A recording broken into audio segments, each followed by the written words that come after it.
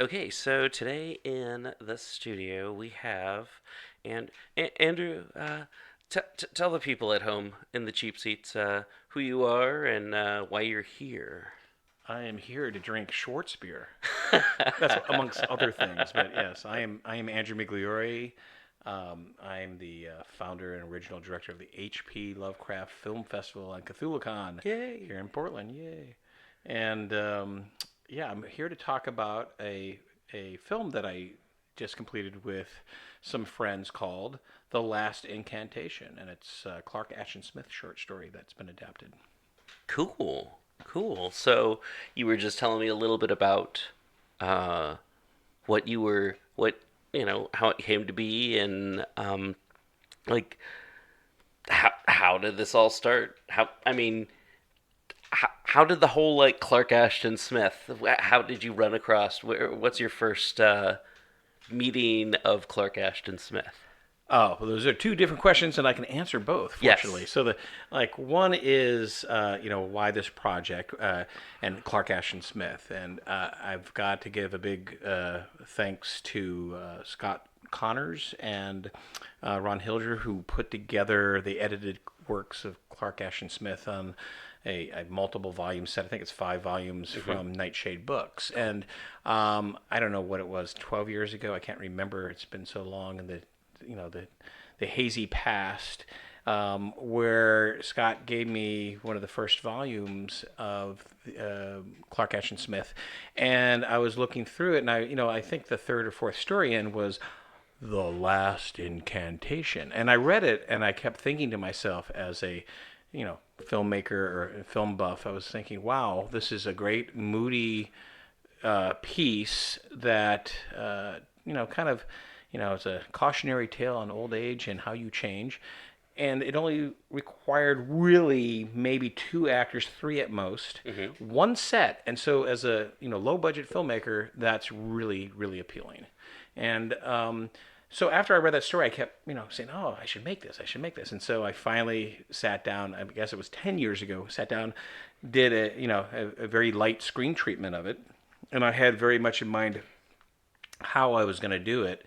And it just sat on my shelf for a long time. And then, fortunately, Woodruff Laputka, who was a filmmaker from the H.P. Lovecraft Film Festival, in fact, the funny story is when he was 14, he submitted a very short film, and it was the first film that he ever got accepted to a film festival. And my attitude is if it's got heart and it's really short, you're more likely to get into the film festival because it doesn't have to be perfect. It's really it's intent, and people can forgive short, really really short films, right? So it was a fine little piece for what it was, and I guess that affected him. He went on to become a filmmaker, and he's told me often that he said that really influenced him. And we were having beers at Stamptish one day when he was visiting in town, and we were talking about film projects, and I happened to bring this up, and I said, "Oh, by the way, I have a script." And he said, "Really? Tell me more about it." So I said, "It's a necromancer. It's Malagris, and he's gonna bring his lost love back from the dead, and things don't quite turn out the way they did." So he was interested, read, and he goes, "This is great. We can totally do this." And with his encouragement, we pulled together a crew. We thought about it. Tevin Dean is the director photographer on the project, and did a fantastic job. Rob Taylor, also local Portland, was the art director, and it was really the four of us who basically said, "Let's do it." We got it done, and maybe the rest is history. Cool. Very cool.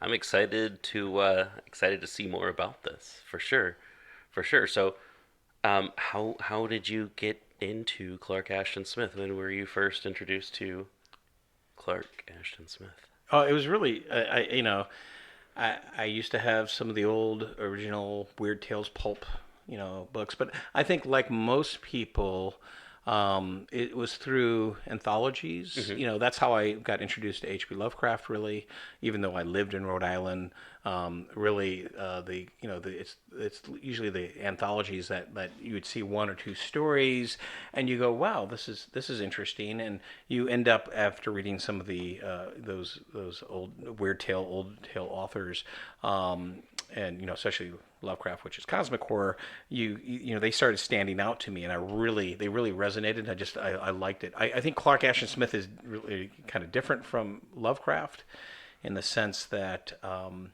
he's much more fantastical.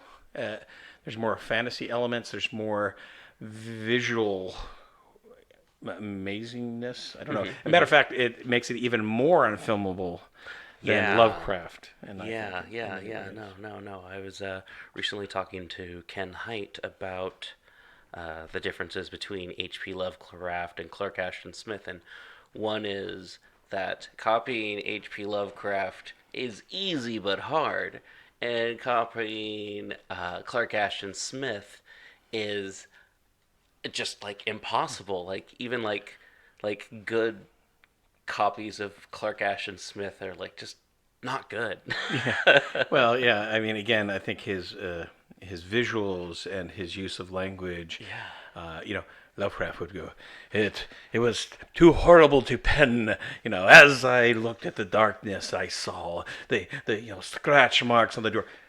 That kind of fade to black and leaving it to the imagination of the reader, Mhm. right? And Mhm. and so that element actually I really like, because I think if you're too, especially in horror, if you're too on the nail, it kind of it doesn't leave anything for the imagination. Sure.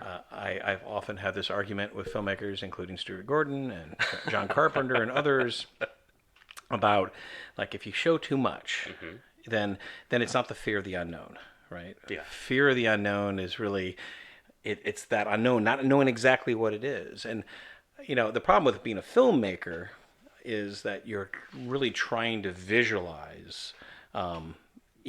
What if you're adapting a literary piece or whatever, it's a visual medium, so you really visuals are huge, right? Mhm. So, Mhm. but I always argue you can show reactions, you can show the actor and how they react to the horror. You don't have to show the horror, because if you linger on it too much, then it devolves into paper mache and rubber monsters that you can discern, or CGI. Mhm. Mhm. Especially, a lot of people rely too much on CGI. And the flies are What everywhere. the hell? They're after the Schwarzbier, Oh which is yeah. very good, by the way. Thank you. When I'm in DB's basement, I drink Schwarzbier. Yes, Schwarzbier by DB. Thank you. So it's all that and more. Mhm. Mhm. So yeah. So, but Clark Ashton Smith is really, just not. It's an untapped resource, and I'm Yeah. I'm hoping, with my modest effort with my crew and us, that we can bring Clark Ashton Smith to the screen and do more than one project. We're hoping to do hopefully a trilogy of films that we can put together, kind of as a feature. Nice, nice. No, it's definitely always great to see like other weird fiction and fantasy authors connected with Lovecraft get the love that, it's like HP gets a lot of love, and I think Smith, who's like, honestly, in my opinion, and I'm not very shy about this opinion, just better than Lovecraft. In my opinion, I've always felt like Smith is just like a much better kind of everything than Lovecraft, except for maybe, I don't know, maybe, I don't know. He wasn't as good at being a racist. Woo! Indeed. Well, and poetry. I think Smith was better, probably in poetry as well. Definitely. So, yeah. Well, it's different, right? I mean, like, I think Lovecraft really, to me, like, at least for me, exposed the whole concept of cosmic horror, right? Sure, yeah. And I think that's what really resonates. And yeah, there's some racist elements in his stories for sure, Hmm. and he evolved over time and never overcame quite his racism. That's all true, but that and the film festival. It's not Hmm. about that. It's Oh really it's yeah. Oh about yeah. it's man's orientation to the cosmos. It's it is I think Fritz Lieber said that Lovecraft was the Copernicus. Hmm. Hmm. The changing the orientation of how man was interpreted in horror fiction, and I think. Especially in modern times, I think Lovecraft resonates because of that. Things feel like out of our control. There's so much going on that we are insignificant Hmm. into the Oh yeah. Oh yeah. yawning abyss, right? And that has some appeal. Yeah. Definitely. Definitely. Yeah, Clark was funny too because he was also a sculptor. I mean, he was like did many things, Oh right? yeah. Sculpting, poetry, and he really got into the whole weird tale shtick. And I don't mean shtick in a bad way, but Hmm. in Hmm. the mid 20s, I think 1925, and Sure. him and Howard, right, and Clark, were all major authors Hmm. that appeared in the pages of Weird Tales. Oh yeah. Yeah. No. No. Great stuff. Great stuff. Yeah. I hope someday that Clark Ashton Smith gets his own film festival somewhere. Yeah, well, always welcome at the HP Lovecraft Festival. Obviously, Oh sure. it's really about weird tales and cosmic horror. Yeah, I'm hoping more people will try to adapt. It's challenging though, right? It's always Yeah. challenging, but all right. Again, maybe I'll be a little controversial here. Oh sure. Is although I've been fascinated over 24 years of the HP Lovecraft Film Festival history of seeing different attempts at adapting, sometimes too slavishly, sometimes as a springboard, things like Pickman's model and the music of Eric Zahn. Hmm. But I strongly believe, and I don't think I believed this at the very beginning of the history of the film festival, but later on, like you really need to use it as a vehicle for your own creations. Do something new from it. Sure. That's what the Lovecraft circle of authors were doing, right? They Hmm. were Hmm. adding, they were extending, they were doing their own thing.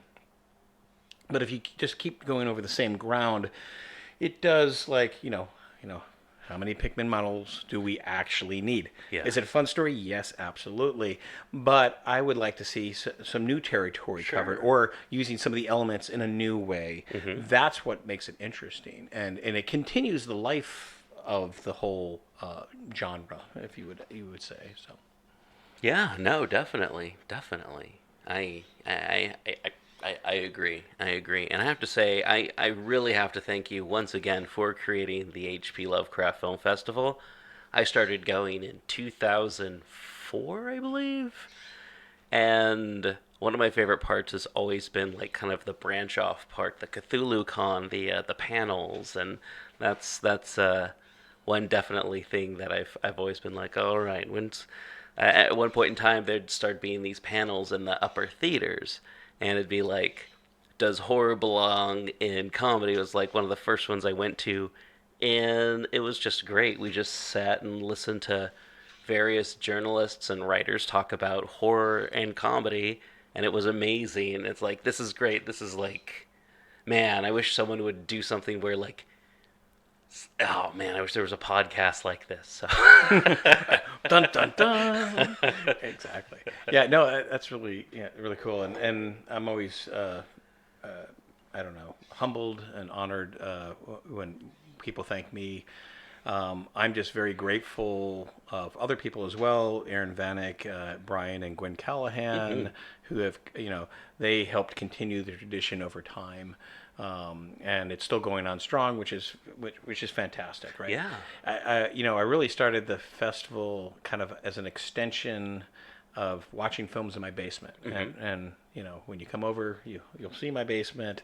It's fun for all. I have old movie posters, but I used to show various films, especially weird tales that I'd find on VHS back in the day, Hmm. and DVD, and the festival was like it's like you're in my basement and we're all friends, getting together to watch some films and to talk about it. It as Linda, my wife, had said in the past, the film festival is like the biggest and largest dysfunctional family reunion, and Yeah. like able all to get together, on an annual basis. You have Christians arguing with Satanists, but in a gleeful manner about Oh yeah. cosmic horror. Yeah, and Yeah. and there's all the different what you would think would be diametrically opposed factions, but they're all together for this common reason, and that's kind of cool. That it really is. Oh yeah, no, I remember one year I went with my brother and he's like, "Oh wow, this is really cool." He's like, "Hey, how come everyone kind of looks the same?" I'm like, "No, everyone doesn't look the same. See this group over here? These people those are all like game designers." He's like, "How can you tell? They're all wearing Hawaiian shirts. They're all about like 45 to 65 years old. They all have glasses. There's Ken Height right there." and and these guys are all in suits. Those are all filmmakers. They've got nice suits on. They're all dressed up really nice. They're gonna stand up on the stage afterwards and tell you why the movie was this and that, and why you should really appreciate it, and not just run outside and smoke a cigarette right away. And who is that group in the corner wearing the capes and the hoods with these ritualistic daggers in their hands? Yeah. Who are they? You don't need to worry about them.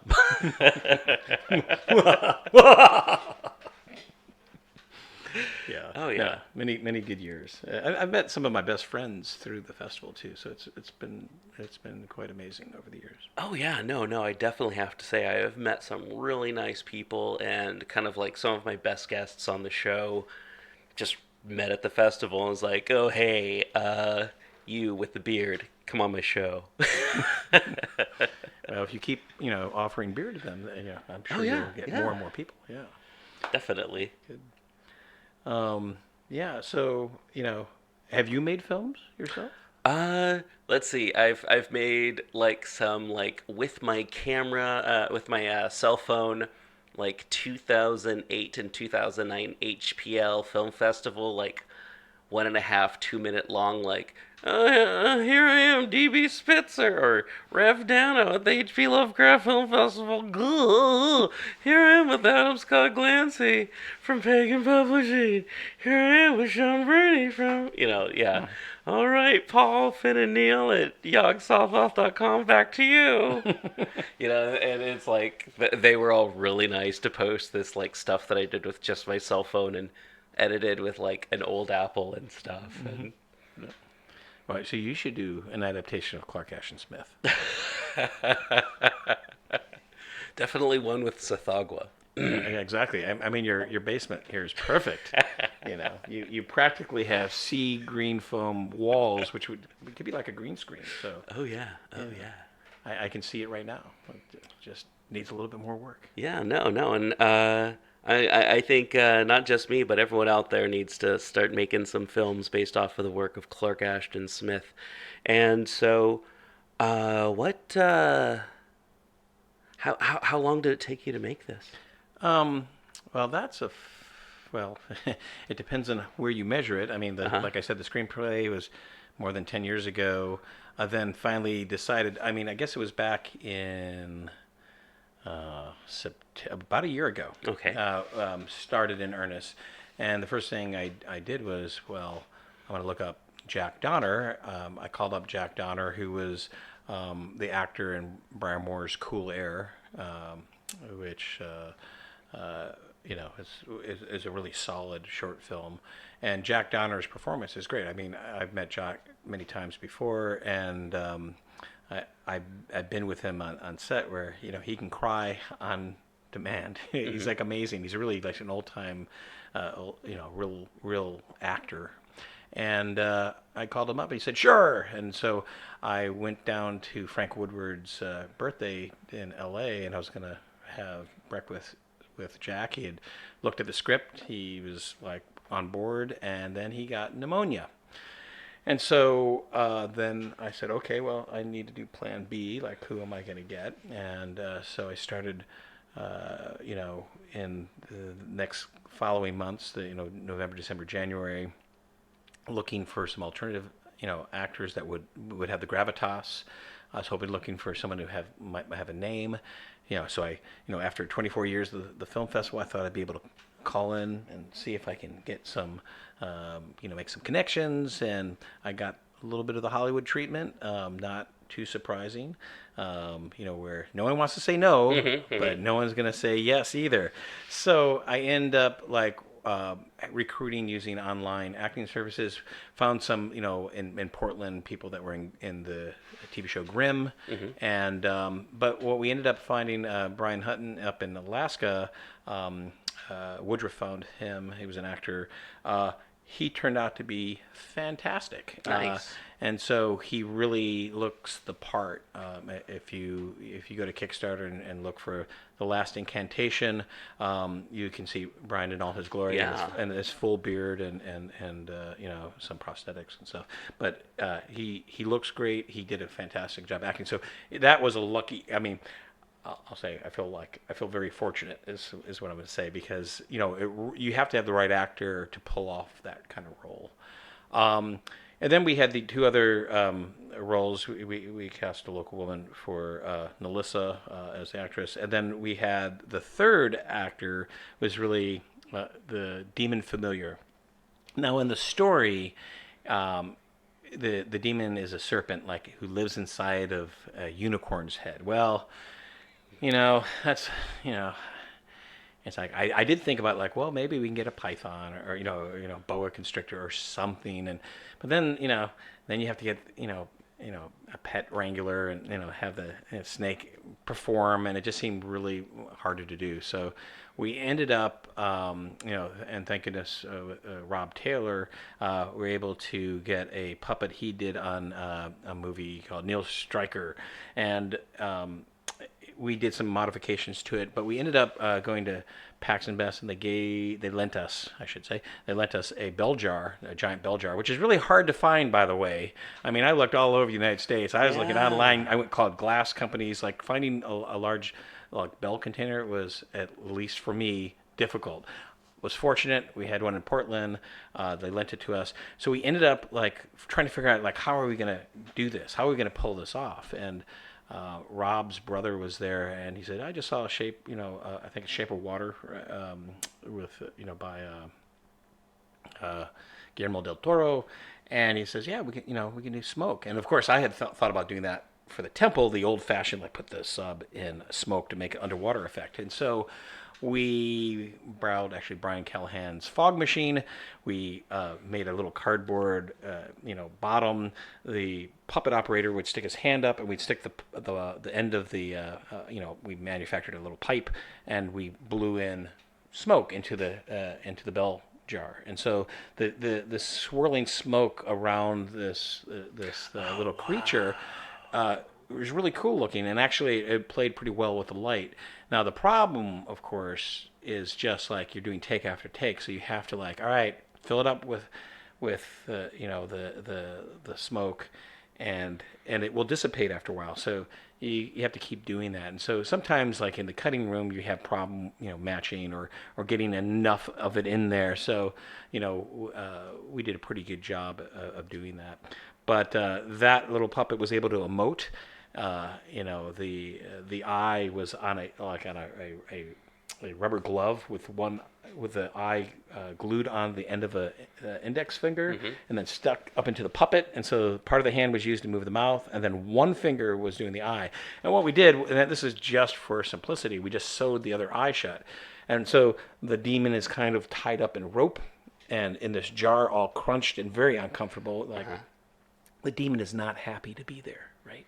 And so, he's a bit sarcastic. And so when Malagris says, "Can I bring back Nelissa from the dead?" He goes, "Oh, yes, you know all things, master. You can do whatever you want.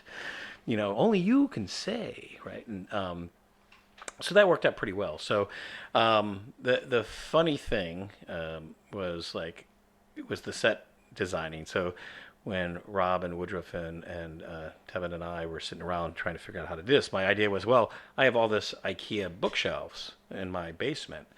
I am unfortunately I almost say a war game hoarder. I have like 500 board games dealing with various conflicts. So, giant maps with counters, and it takes me months and if not years, to play these games. And you know, I think Scott Glancy would approve. But anyway, I had all these things, so I said, well, what we can do is we can use these in different configurations. So we took two of the IKEA bookshelves, stood them on top of each other, and now we call them, you know, these are the tall boys for the bookshelves. And then we had two that were scrap. We put one on a set of legs on a table, manufacturing the legs out of scrap wood from the Reclamation Center here in North Mississippi. Oh yeah. Yeah, they were great. So there was a lot of, you know, we went through there and we'd find scraps. And so all we did was we'd add like molding on the outside of these IKEA bookshelves with little penny nails. But on camera, they look like these are old bookshelves. It was fantastic. Mm-hmm. And then, you know, we did the classic thing with to fill the bookshelves up. You know, a lot of it's foam core and Xeroxed books that you just took the paper and we bulged them out a bit to make the spines of the book. But on camera and slightly darkened environment, it looks really great. I was very happy with the results.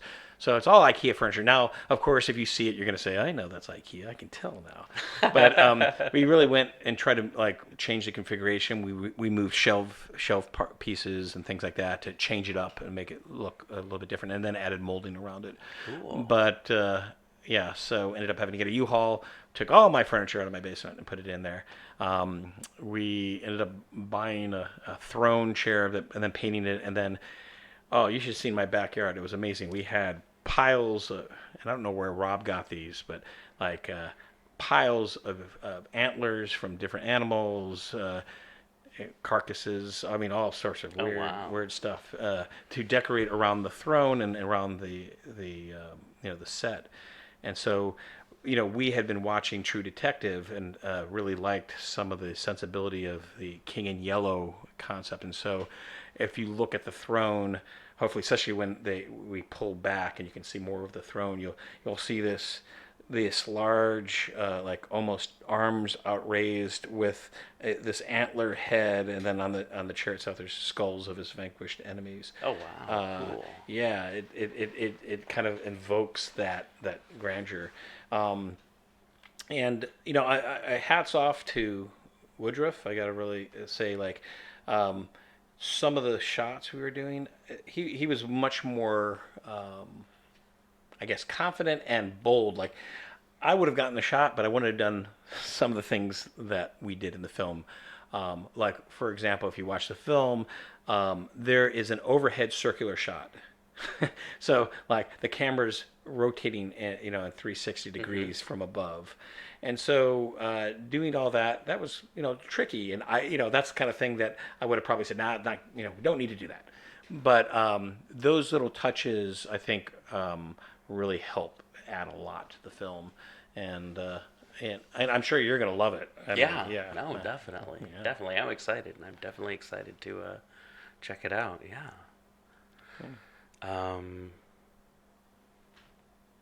I totally forgot what I was gonna ask next. Is this is through Lurker Films? Yeah, Lurker Films is the production company. Yeah, and is this the first? I mean, has Lurker Films produced any major films before this, or what are? Yeah, I mean, we did other smaller films. You know, worked with Aaron Vanek on Return to Innsmouth. Did my version of From Beyond. So there's a bunch of little films, and then of course it did the multi-volume H.P. Lovecraft Film Festival collection, or excuse me, the H.P. Lovecraft collection, and then the Weird Tale collection, the Edgar Allan Poe collection, and so all those things. But I basically retired, you know, from it, went back to the real world, and you know, turned a lot of that kind of Lurker film stuff over to Brian and Gwen. And so they've been continuing the DVD tradition that Lurker Films was doing.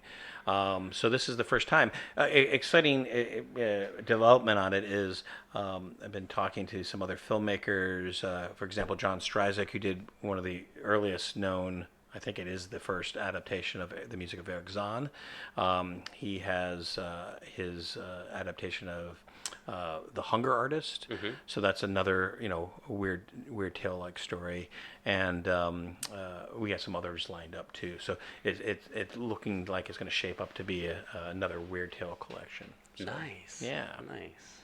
it'd be cool. Always excited about that. Yeah. Yeah. Who isn't? Let me, who isn't? I don't know. Bad people. Is there anything else that people should know? Kickstarter's going to be in the show notes for sure for this, and any other information. But anything else that you think people should definitely know about this? Yeah, well, we are going to be premiering at the HP Lovecraft Film Festival. I'm very happy to announce that Reber Clark is composing the original music for it. Nice. Yeah, so it's a great collaboration. I hope everyone enjoys it. It's like a baby in a way. Like you hope, and then it comes out, and it is what it is. And I don't mean that in a bad way. I just mean like how I might have first originally conceived in my mind how it might be. It became better, because of collaboration, and I hope everyone can see the love we put into it. Because I'm pretty proud of it. I think we did a really good job on a limited budget on a tight schedule. We filmed it in a green screen studio here in Portland called Stage 13, and that's right across from the Crystal Ballroom. And I think it's going to be worth it. Nice. Yeah. Nice. So come to the HP Lovecraft Film Festival in Sure. October and say hi and take a gander. All right. Yeah. Everyone out there, do that, and I'll be there too. Probably over the Hollywood Senior Center, telling people what You're they not should that think old. about stuff. All right. Thank you so much, Andrew. Yeah, thank you. Love your beer, by the way. Oh, Great. thank you. Thank Yeah. you. And yeah, no, guests of People's Guide to the Cthulhu Mythos and Black Clock Audio Tales receive free beer, which is, I guess, pretty good. So, hey.